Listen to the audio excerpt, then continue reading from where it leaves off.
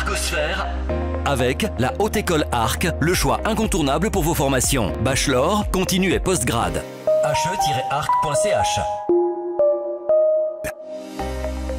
En 2024, pour faire face aux nombreux défis environnementaux, des plans d'action sont mis en place tant au niveau mondial que national ou régional. À Neuchâtel, par exemple, le plan climat prévoit de réduire les émissions de gaz à effet de serre d'ici 2050. Jusqu'ici, le domaine du numérique est peu considéré et pourtant, son empreinte carbone est importante. Alors, avec le soutien du canton de Neuchâtel, un observatoire de l'empreinte environnementale du numérique est en projet et c'est le sujet qu'on aborde ce matin avec Steve Berbera. Bonjour. Bonjour. Vous êtes adjoint scientifique à la Haute École Arc, enseignant et chercheur en numérique responsable. L'empreinte carbone du numérique, c'est quoi ? Vous nous donnez une définition peut-être pour commencer ? Oui, effectivement. Alors, l'empreinte numérique, c'est finalement l'impact que tous les usages du numérique vont avoir sur l'environnement. Donc, ça peut être par exemple quand on consulte un site web, quand on utilise les réseaux sociaux, mais également quand on regarde des vidéos ou quand on fait du jeu vidéo par exemple, qui sont particulièrement impactants, mais finalement c'est pas là que l'impact est le plus grand. Il y a un impact plus grand aussi qui est moins visible parce qu'il n'est pas près de chez nous, c'est lors de la fabrication en fait de tout ce matériel qui est utilisé pour le numérique. Donc on parle des serveurs, on parle aussi des réseaux et puis finalement de tous nos terminaux, donc nos smartphones, nos ordinateurs. Et en fait au niveau mondial, si on veut bien, l'empreinte numérique, elle est conséquente parce qu'elle dépasse le secteur de l'aviation civile. En fait, en l'occurrence, elle dépasse les émissions de gaz à effet de serre de l'aviation civile. Et puis, on est sur une courbe plutôt exponentielle avec un doublement, en fait, tous les 5 ans.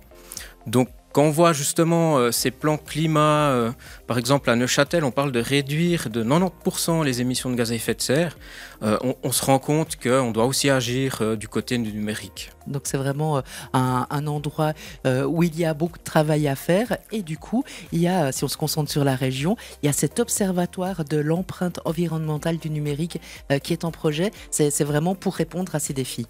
Et exactement. Donc en fait, on est parti d'un constat que les études soulèvent, c'est qu'en fait, les organisations, que ce soit des entreprises privées ou aussi publiques, finalement, elles ne savent pas trop dans quelle mesure elles doivent faire des actions et aussi elles n'ont pas forcément d'outils à disposition, de démarches prêtes à être déployées en fait dans leur contexte.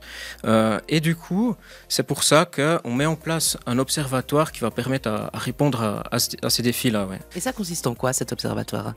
Alors concrètement, il s'agira justement de développer un site web qui est numérique pour le coup. Qui aura donc une empreinte. Qui aura donc une empreinte, mais qui sera faible par rapport à l'effet de levier que ça pourra amener. Et en fait, l'idée, c'est de cibler deux types d'utilisateurs sur cette plateforme. Donc d'une part, les entreprises privées, mais aussi publiques, finalement, pourront accéder à cette plateforme pour activer leur propre tableau de bord. Et en fait, avec ce tableau de bord, elles pourront voir quels sont les objectifs un peu plus locaux, un peu plus régionaux, et fixer leurs propres objectifs de façon adéquate, finalement, aux objectifs cantonaux à Neuchâtel, par exemple. Et du coup, elles auront pour faire ça aussi accès à un référentiel de bonnes pratiques qui leur seront proposées, donc des solutions concrètes à mettre en place. Et le deuxième type d'utilisateur, finalement, ça va être les communes, les villes, qui, pour elles, en fait, on envisage finalement de leur permettre de spécifier des objectifs plus précis au niveau de leur territoire et puis d'avoir une vue d'ensemble finalement sur des entreprises qui vont déjà mettre en place en fait des actions pour finalement inciter le maximum d'acteurs, si on veut bien, à faire des démarches qui soient alignées avec ces objectifs ambitieux qu'on s'est fixés tout de même. Alors, Steve Berbera, si une direction d'entreprise, si les membres d'autorités communales sont titillés par cette question, sont intéressés par cette démarche, ils vous contactent tout simplement ?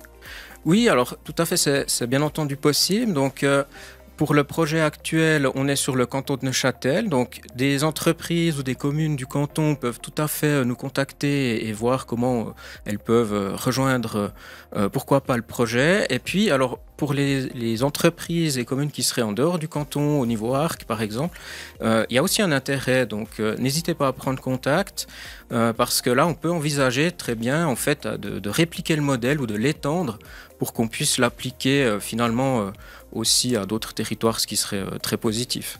Steve Berbera, merci beaucoup. hearc.ch, c'est là qu'on va pouvoir évidemment vous contacter et trouver des informations. Bonne journée. Merci, bonne journée. Arcosphère avec la Haute École Arc, le choix incontournable pour vos formations. Bachelor, continu et postgrad. he-arc.ch